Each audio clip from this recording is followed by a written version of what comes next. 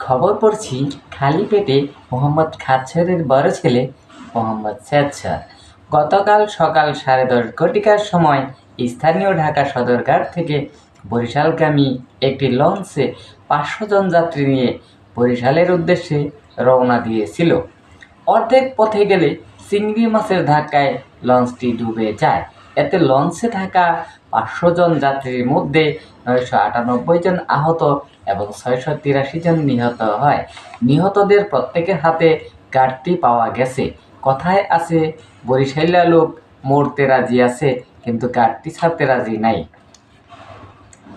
এদিকে আমাদের নিজস্ব সংবাদদাতা আরও জানিয়েছেন, গতকাল সকাল 8:30 ঘটিকার সময় স্থানীয় মিরপুর 8.5 নাম্বার থেকে এক ভদ্রলোকের পকেট মেরে ঘন্টায় 180 কিলোমিটার বেগে দৌড়ে যাবার সময় গার্মেন্টসে চাকরি করে মোসাম্মদ কুলসুমের বুকের সাথে ধাক্কা খেয়ে পকেট মারতে মৃত্যুবরণ করিয়াছেন। ইন্না লিল্লাহি ওয়া ইন্না ইলাইহি রাজিউন। মৃত্যুকালে পকেটমারটির বয়স হয়েছিল 185 বছর 98 মিনিট 65 সেকেন্ড। এবার হারানো বিজ্ঞপ্তি।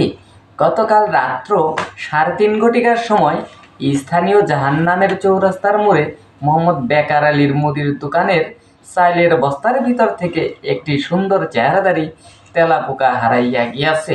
তেলাপোকাটির চেহারা গোলাকার, চাপাচোপা ভাঙ্গা। তেলাপোকাটি হারানোর কালে তার পরনে ছিল একটি পুরুষের আন্ডার প্যান্ট ও বুইড়া মহিলার একটি ব্লাউজ।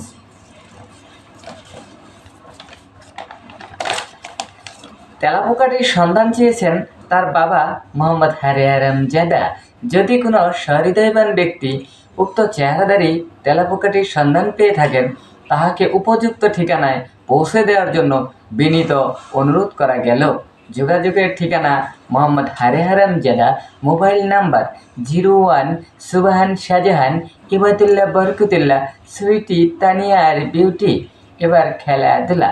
গতকাল আন্ধার রাইতে বরিশালের এক মাঠে এক বিশাল ফুটবল খেলা অনুষ্ঠিত হয়। উক্ত ফুটবল খেলায় অনুষ্ঠানে অংশগ্রহণ করেন 11 জন টাক্কু পুরুষ আর 11 জন চুল্লম্বা মহিলা। এবার রেফারির আদেশে খেলা চলছে। বল পেয়েছে মিতা আবার বলে কুতা না মেরে পুরুষের গোপন স্থানে মারছে কুতা। ফলে দুই দলের সংঘর্ষে তাৎক্ষণিকভাবে খেলা বন্ধ হয়ে যায়। এবার আবহাওয়া।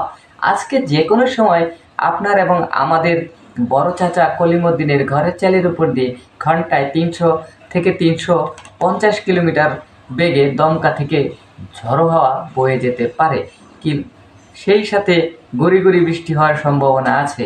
এসব এলাকার যুবতী মেয়ে ও গর্ভবতী মহিলাদের সাবধানে চলাচল করতে বলা হয়েছে। আগামীকাল সূর্য উঠতেও পারে, না উঠতে পারে।